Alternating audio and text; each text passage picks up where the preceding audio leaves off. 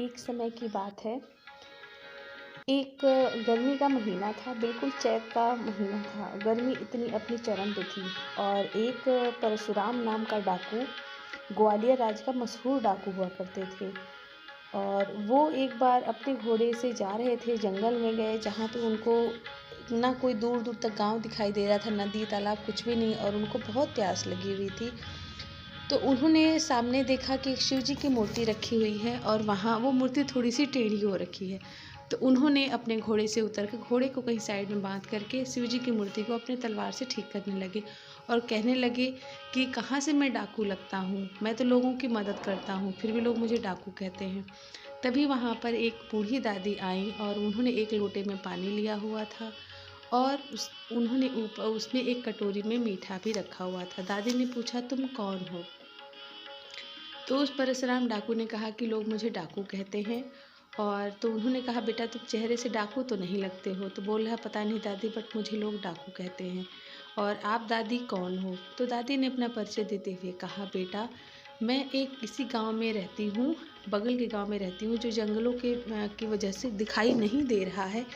तो उन्होंने पूछा कि आप यहाँ पे क्या करने आई हैं? तो दादी ने कहा कि बेटा ये जो शिवलिंग है वो मेरे बेटे और मेरी बहू ने बनवाया था और कुछ दिन पहले वो गुजर गए। उनकी एक बेटी 10 साल की मेरे पास छोड़ गए थे और उसी दिन से मैं यहाँ पे रोज़ जल चढ़ाने आती हूँ।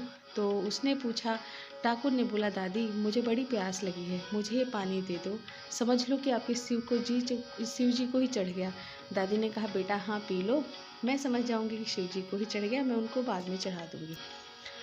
तो दादी ने कहा कि मेरी पोती की शादी है, पता नहीं महादेव जी कैसे करेंगे, समझ में नहीं आ रहा है। तो उस डाकू ने कहा कि दादी आपके बेटे की शादी ज़रूर होगी, बेटी की पोती की शादी, और आप इंतज़ार करना, मैं ज़रूर आऊँगी। तो उस दादी ने कहा कि बेटा मेरे गांव में चलो, मैं आपका अपने लोगों से परिचय करा देती हूँ। तो उसने बोला, लोग मुझे डाकू कहते हैं और मेरे ऊपर इनाम रखा हुआ है। मेरे ग्वालियर के जो वहाँ के राजा हैं उन्होंने मेरे ऊपर इनाम रखवाया है और मेरे पीछे उनके सैनिक मुझे खोज रहे हैं, तो इसलिए मैं नहीं जा सकता, बट आपकी पोती की शादी में मैं ज़रूर आऊँगा और आपकी पोती की शादी हुई। दादी चली गईं अपने घर और जा कर के अपनी पोती को सारी कहानी बताई। उसी टाइम पे वहाँ पे गांव के जो मुखिया होते हैं वो भी मौजूद थे। उनको लगा कि भाई वो इनामी डाकू के बारे में बता रही, फिर तो मेरा काम बन गया, इसी मेरे से राजा प्रसन्न हो जाएंगे। उसने क्या किया, जा कर के पंचायत ने क्या किया कि पुलिस थाने में जाकर रिपोर्ट लिखवा दिया।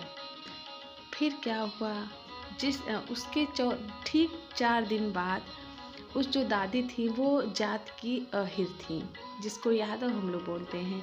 उनके द्वार पर एक गाड़ी खड़ी हुई जिस पे 5 गाड़ियाँ लदी हुई आई, जिनमें सब कुछ भरा हुआ था। एक में आटा भरा था, एक में घी, शक्कर, सब्जियाँ, सब कुछ, सारे आइटम, कपड़े, जेवर, सब कुछ भरे हुए थे। चौथी गाड़ी में नए-नए बर्तन भरे हुए थे, 5वीं गाड़ी में तरह-तरह की पकवान, मिठाइयाँ और सब कुछ भरा हुआ था। लोगों ने जब यह पूछा कि यह सामान किसने भेजा है, तब गाड़ी वाले ने कहा कि हम लोग को भेजने वाले का नाम पता ही नहीं है, क्योंकि अगर वो बता देते तो उनके पीछे सब लोग पड़ जाते।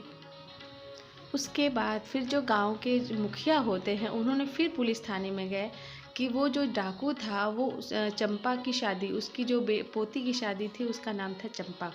उसकी शादी में वो पंचमी के दिन उसकी शादी है, वो 5 मिनट के लिए कन्यादान देने ज़रूर आएगा।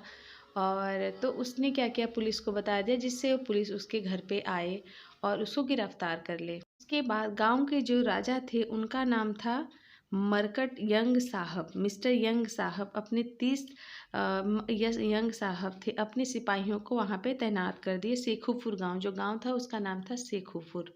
और पंचमी का दिन आ गया और जैसे ही वह डाकू परशुराम अपने घोड़े पर बैठकर उसको कन्यादान देने के लिए निकल पड़े, तैसे ही उनको छींक आ गई। उनका एक सैनिक था रहीम, जो जात से मुसलमान था। उन्होंने कहा कि साहब आप मत जाओ क्योंकि आपको छींक आ गई है। तो परशुराम ने कहा कि मुसलमान होकर भी आप इस छींक को मानते हो? उनके सिपाही ने बोला कि यहाँ पर जो राजा साहब, जो यंग साहब के सैनिक है, इधर उधर घूम रहे हैं और आप को पकड़ लेंगे। तो उन्होंने कहा कि हो सकता है तुम्हारा अनुमान सही हो, बट मुझे मेरा काम करने दो, क्योंकि मैंने दादी को वचन दिया है और वचन झूठा नहीं करूँगा। मुझे वचन का पालन करना है और मुझे उस गांव में जाना है और चंपा का कन्यादान करना है। उसके बाद वो वहाँ से निकल गए। फिर वहाँ पे वह परशुराम डाकू गांव में पहुँच गए और उन्होंने 5 असरफियों से उस कन्या का कन्यादान किया। उसके बाद दादी की आंखों में आंसू आ गए कि इसने अपने वचन का पालन किया। फिर वो कन्यादान देकर वहाँ से जाने लगे। फिर गांव वालों ने समझ लिया कि इन्होंने ही इतने सामान सब कुछ दादी को भेजा था, तो वो सब उनकी आवभगत करने लगे।